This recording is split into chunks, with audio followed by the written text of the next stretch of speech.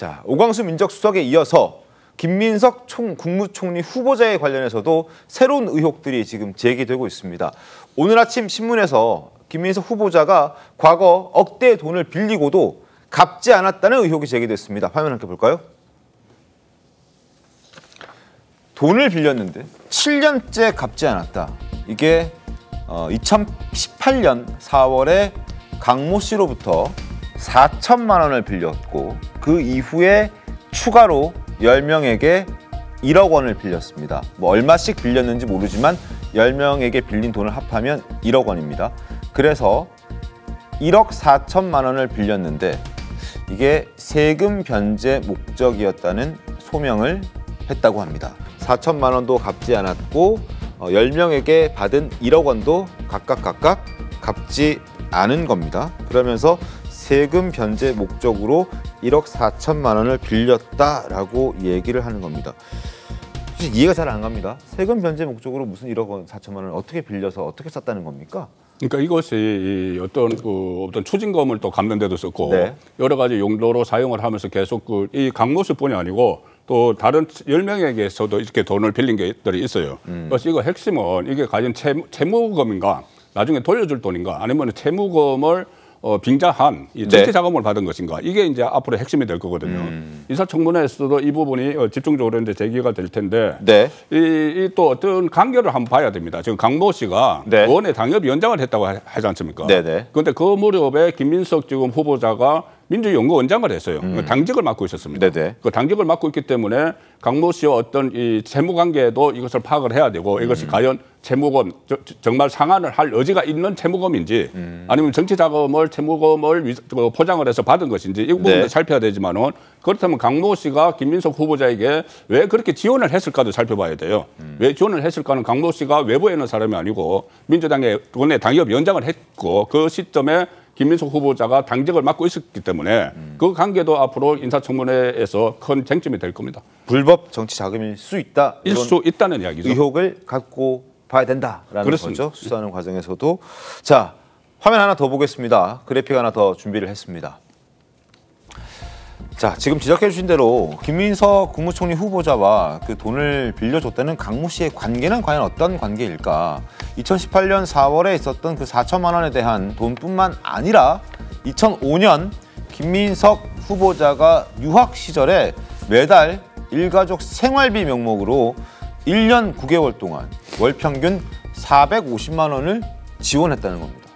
매달 450만 원씩 약 2년간 지원을 해줬고 그리고 SK그룹 측에서 받은 불법 정치자금 2억 원 유죄받았을 때 그 추징금을 1억 5천만 원이나 되는 그 추징금을 강모 씨가 대납해줬다라는 것도 이번에 드러났습니다.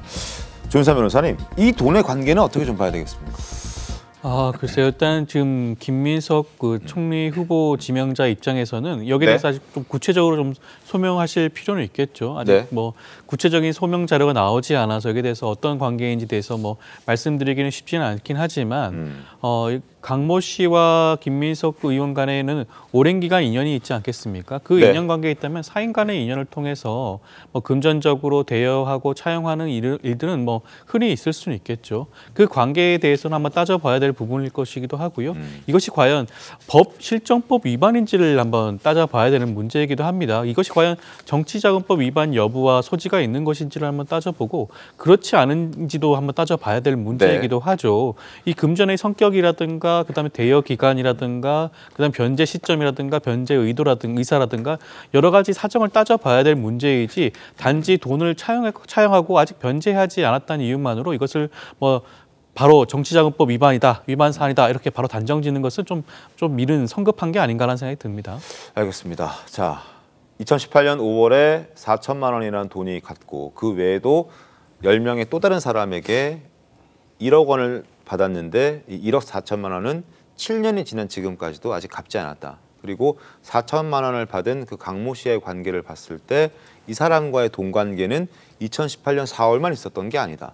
그 이전인 지금으로부터 20년 전에도 유학 생활에 생활비를 쓰라고 월 450만 원씩 무려 1년 9개월 동안 꼬박꼬박 생활비를 지급해줬고 추징금 역시 1억 5천만 원이나 되는 그 거금을 대신 내줬다. 과연 어떤 관계인가? 그리고 이 돈의 목적, 그리고 이 돈의 성격, 그리고 이 돈을 어떻게 우리가 바라봐야 하는가라는 부분에 대해서 의혹들이 굉장히 많이 남는 지점이 있습니다. 김민석 후보 어떻게 얘기할지 들어보시죠. 필요한 모든 질문을 한 점 의혹 없도록 체계적으로 설명드리겠습니다. 인사청문 과정에서 또는 언론에서 문제를 제기하실 때는 기초적인 조사는 마치시고 질문하시는 것이 좋을 것 같다. 반납을 했느냐 등등의 질문은 사실은 기초적으로 이미 다 끝난 문제이기 때문에 그 정도는 확인하시고 질문해 주시는 것이 과거에 한국 검찰이 어떤 방식으로 일했는가 하는 것을 보여드리고 또 확인할 수 있는 좋은 하나의 사례가 될 것이다. 이렇게. 정원재 대변인님, 예. 지금 과거 한국 검찰이 어떤 방식으로 일했는가 검찰을 한번 비판하고 그리고 이미 끝난 거다. 기자들에게 한 번 더 확인해봐라. 공부하고 와서 질문해라. 이런 취지로 얘기를 합니다. 어떻게 보셨습니까? 근데 검찰이 판결까지 내리는 건 아니잖아요. 공소를 제기하지 판결을 내린 곳은 법원입니다. 아마 김민석 후보자 같은 경우에는 2번이나 대법원으로부터 3심 판결을 받은 거예요. 그럼 법원 판결에 대해서 문제를 제기하라라고 하면 제가 이해할 수 있겠지만 갑자기 검찰 이야기를 꺼내는 게 의아하고요. 네네. 또 하나는 강모 씨와의 관계는 글쎄 어떤 이야기를 한다고 보더라도 누가 보기에도 정치인과 스폰서와의 관계 아니었나? 이렇게 의심할 만한 여지가 충분하다고 생각합니다. 네. 조현삼 변호사께서 이게 정치자금법 위반이 있느냐 없느냐 이렇게 얘기를 했는데 지금 김민석 후보자가 재판받고 있습니까? 재판받고 있는 게 아니라 총리로서의 자격이 있느냐 없느냐 인사청문회를 앞두고 있는 거예요. 그럼 정치적인 판단을 기다려봐야 하는 것이지 재판에서 법적으로 문제가 되느냐 안 되느냐 이걸 판단하고 있는 문제는 아니라고 생각합니다. 네. 본인이 자신이 떳떳하다고 인사청문회 과정에서 체계적으로 설명을 드리겠다고 했으니까 그렇게 체계적으로 설명했을 때도 많은 국민이 납득할 수 있느냐 그렇지 못하느냐 이것에 따라서 본인의 거취가 결정될 것이라고 봅니다. 알겠습니다.